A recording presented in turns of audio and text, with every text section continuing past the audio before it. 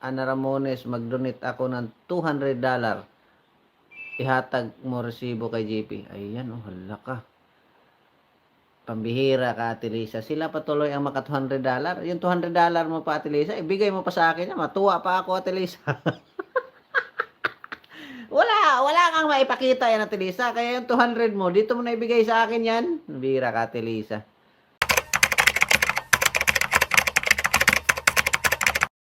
So yun guys, good morning, good afternoon, and good evening po muli sa inyo lahat. Ito muli ang inyong lingkod, Batang LU. And bago tayo tumuloy-tuloy guys, syempre, huwag natin kalimutang suportahan ang buong Team Kalingap po. Sa pangunguna po yan ni Kuya Val Santos Matubang, Ate Edna Vlogs, and Kalingap Rab. Nako, eto medyo mainit-init po ang ating pag-uusapan ngayon dahil hindi po talaga tinatantanan ng mga bashers at mga mapaggawa ng kwento at chismis po itong si Kalingap Edu, and syempre nadadamay po dyan si Viancy or ang Edsi po so yan, at ito nga si guys, uunahan ko na kayo sa mga gustong magtanong kung bakit na thumbnail ko itong si Ma'am Lisa Atkinson. Syempre hindi naman natin gagawin yan na hindi muna tayo humingi ng pagpapaalam mismo kay Ma'am Lisa po at syempre meron po siyang pagpayag na ginawa po at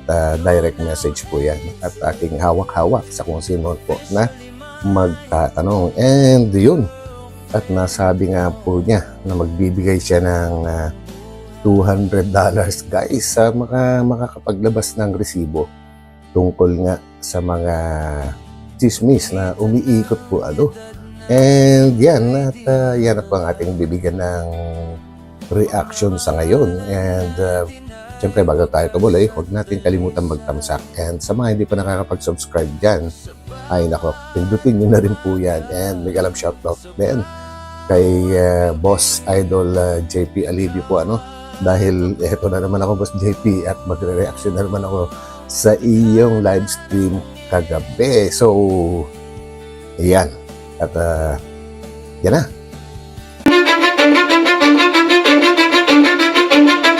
Cause I don't give a fuck what you say. Gandang gabi, Idol GP. May nababasa akong chismis na nalilito daw si Papa Eds pumili kay Early at Biancy. Nako Ako po, naniniwala doon, Idol. ayan na naman tayo pati yung mga beneficiaries ni Kalingap Edu, nako, at gustong i-link po sa kanya and may mga nababasa din ako mga comments sa mga ibang vlogs po kagaya po dito kay Boss JP at kay Boss Virador na napaka-accessible daw yung kwarto ni Papa Eds po sa mga beneficiaries niya. Actually yan ginawa doon yung year-end party po nila before. Hindi pa naman yan at that time, wala pa yung mga iba, yung sabihin na natin, wala pa yung kama ni Kalingap Edu, and syempre kukunti lang naman po yung yung beneficiaries ni Kalingap Edu. Alangan naman pong mag-rent pa siya ng ng ibang event place, and syempre gustong-gusto na rin ipakita ni Kalingap Edu syempre yung kanyang bagong gawa po na kwarto po. Yun siguro ang kanyang dahilan. Wala naman pong natutulog pa ron dati. Wala pang kama guys. And kanya-kanyang style po yan. May mga nagko-compare pa nga daw na si Kalingap Rab hindi naman daw masyadong close sa kanyang mga beneficiaries. Magagawa pa ba ni Kalingap Rab yun sa dinami-dami po ng mga beneficiaries niya? Halos kulang na nga yung oras niya po sa sarili po And si Kalingap Edo naman, mas madali niyang matutukan yan dahil hindi naman po ganong karami pa yung beneficiaries ni Kalingap Edo. Ay ayon sa kanyang kakayahan lang naman po yung kanyang ginagawa po hindi sa mas hindi sa pinagtatanggol, kundi yung i-analyze lang po natin ay ganun po talaga yung mangyayari. Lahat na lang po ay ginagawang issue. Naka po, at ito nga po si Ma'am Lisa. Ito po si Ma'am Lisa Atkinson ay sobrang tagal na pong solid na supporter po yan ni Kalingap Edu, and sa aking pagkakaalam, isa rin siya sa mga tumutulong dati sa pagpapabahay ni na Sam Ashley, yung mga ganyan, at saka yung mga iba pa guys. Talagang eto na, mukhang hindi na po nakatiis sa mga mapaggawa ng issue or chismis. Kaya ito, nag-offer na po siya ng ng $200 para sa makakapaglabas po ng resibo na may ginagawang kakaiba itong si Kalingap Edu tungkol sa mga issues na may inililink sa kanya na iba bukod kay Viancy. So ayan, nako, grabe, sayang yan, ilabas nyo na. Kung meron pa kayong mga pinanghahawakan dyan ng mga videos, kailangan po yan, hindi naman como video, talaga accepted na kagad. Alam naman po natin na sa panahon ngayon, madali na lang gumawa po sa pamamagitan ng paggamit po ng artificial intelligence o kaya AI ay nakakapaggawa na po tayo. So, kailangan yung lehitimo or legit na issue po ang isubmit ninyo kay Boss Virador at kay Idol JP. Nako, yan, sayang din yun. So, ituloy po natin itong ating pagre-reaction kay Idol JP. Yan. Ayan ka na naman. Hatid na naman si Mami Nerva. Okay. Ben Ramos, shout out. Huwag kayo maniniwala sa chismis. Maniwala na kayo kung maniwala kayo. Alam nyo guys, abangan nyo yung upload ko. Abangan nyo yung vlog ko. Galing ako kay Papa Eds. Ayun. Kung gaano ka... Grabe si Papa Eds, alam nyo ba? Sigurado. Papanood nyo yan sa upload ko guys bukas. Kumusta Kuya JP? Birthday ngayon ni Rabay. Ay, Oy. hindi ako Nako, yan, happy birthday kay napaka-cute na panay na anak po ni ni Kalinga Prab, kay Rabay. Happy birthday sa'yo, Pogi. punta at mamaya makahawa tayo nun. Mamaya mayroong maglagnat doon. Ayun. Parang, Yan, guys. Siya nga pala, guys. May sakit po ngayon si Idol JP. So, Idol, magpagaling ka dyan. Inuman mo na yan ng gamot para hindi na tumagal pa. Hindi na humaba pa. Ayoko naman na tayo doon, makahatid tayo ng flu. Ang init nga ng hininga ko iniligo ko kanina. Sabi ko bahala na si Batman. 'Di ba? Siguro inom lang ng gamot. Yan. Medyo mapait-pait lang ang bunganga. Mukhang in love nga si Eds kagabi kahit walang nag-utos na pinakita niya frame nila ni Ben. Ako kasi Ma'am Delia, sa totoo lang. Kung kayo ang tunay na Edsin yan, ako, sulit talaga ako Edsi. Ako talaga, wala talagang makapagsabi na ganito. Ako talaga, sulit talaga ako. Yan si Idol JP, kumbaga hindi naniniwala sa chismis. Kumbaga kung ano yung paniwala niya tungkol kay Papa Eds at kay Viancy, yun na talaga yun dahil syempre alam naman natin kung gaano ka-close si Idol JP po sa kanila. Kumbaga alam niya yung mga totoong nangyayari doon po sa dalawa, sa EDC, kaya solid na solid po yan. Supportahan po natin yan. Si Idol JP, isang tagapagtanggol po talaga ng EDC. Or sabihin na natin kay Papa Eds, tsaka kay Viancy po, solid na solid talaga yan. Si Idol JP, yun. Yan na yung papakasalan ni Papa Eds. Maniwala Ayun, ka sa akin or hindi. Ha? Ayoko pangunahan si Papa Eds, pero gusto ko kayong mapaniwala. Pero kung hindi kayo maniwala, bahala kayo. Saya ng live kagabi ni Kuya Eds. Flex ba naman picture nila ni Bian? Lusaw ang mga baser. May kasama siya, yung wife niya. Kaya nga Jal, shout out.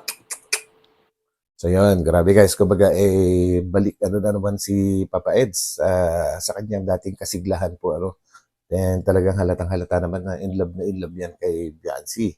Kumbaga yung mga nagki-question before sa kanyang pag-iyak at binigyan din po ng maling meaning yung kanyang pag-iyak po, Ang totoo po dyan talaga is alam na natin to even before na yung tungkol nga po sa pinsan niya po, yung kanyang alam naman natin, mga ganong klaseng tao, yung tahimik, kagaya ni Kalingap Edu, na talagang medyo may pagka-senti.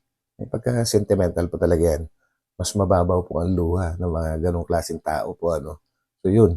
Yan, wala yata napasok aswang, natakot sa iyo. Wala. Ay, Mama Namare, nahatid ko na po, Mama Namare. Maraming salamat po. Tapos, may vlog man ako. Bukas mapanood nyo. Siyempre, chismisan muna kami ni Papa Eds doon. Papa Eds, ano ba ang bulong natin dyan? Aray ko! Ay, Ma'am Nance, magandang gabi, Ma'am Nance. Anong ulam natin, Ma'am Nance? Kami, ano lang Ma'am Lance, native lang na manok. Wow, Tinula kasi sarap. hindi kami nakababa ng bayan ay. Oh. Kaya kung nakababa pa lang kami ng bayan Ma'am Lance, sardinas sana yan. Eh wala eh. Grabe guys. Idol JP, ano ko, elementary pa ako, alam ko na yan, joke na yan eh. Hindi kami nakababa ng bayan kaya manok-manok lang. Ang init talaga ng hininga ko guys. Kung nakababa ng bayan, tinulang sardinas sana idol. Batang Ilyo. Batang Ilyo! Yeah. Shout out ha, idol. See you in February. So yun, idol, oo, sige. At sabihan mo lang ako kung anong petsa yung dating ninyo at makikipagkita ulit ako sa inyo po. And syempre, para maumusta ulit. Shout out, sir. Batang Ilyo. Daming kakilala sa'yo dito, boss. Anara mo. Ayun, maraming salamat po guys sa mga sa mga sumusuporta din kay Kalingap JP Alibio na akin din pong mga sumusuporta din po sa aking munting channel. Mega love shoutout po sa inyong lahat. Hindi ko man po kayo nasasagot mismo doon sa comment section ni Idol JP. Nako, ang bilis po kasi ng ng galaw and hindi natin nababasa lahat-lahat po 'yon.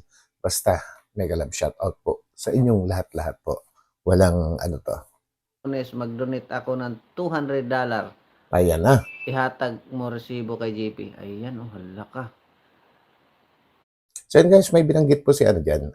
Actually, yung binabasa ni Idol JP dyan is yung message po ni Madam Liza po, na meron siyang pinatungkulan, parang Ana Ramones po yata yun. Reply nyo na lang po pagka hindi nyo masyado na-gets, pero yun po yung pinatutungkulan ni Ma'am Liza dito. So tuloy natin. Pambihira ka, Ate Lisa. Sila patuloy ang maka $200. Yung $200 mo pa, Ate Lisa, ibigay mo pa sa akin. Matuwa pa ako, Ate Lisa. wala kang maipakita yan, Ate Lisa. Kaya yung 200 mo, dito mo na ibigay sa akin yan. Bihira ka, Ate Lisa. So yun guys, yung sinasabi naman ni Idol JP na ibigay mo na lang sa akin yan, kumbaga, may kasamang po yan, exaggeration. Kumbaga, ibig sabihin nun, ay wala talagang mailalabas yung mga bashers na pagpapatunay. Ganun po kalaki ang bilib ni Idol JP na wala pong makakalabas or walang ilalabas yung mga bashers or mapaggawa po ng issue po wala silang may lalabas na video na yung legit na video talaga, hindi yung gawang AI lang. Yan. Oh. Yung ibang tao patuloy ang magkakapera sa iyo. Ang bihira.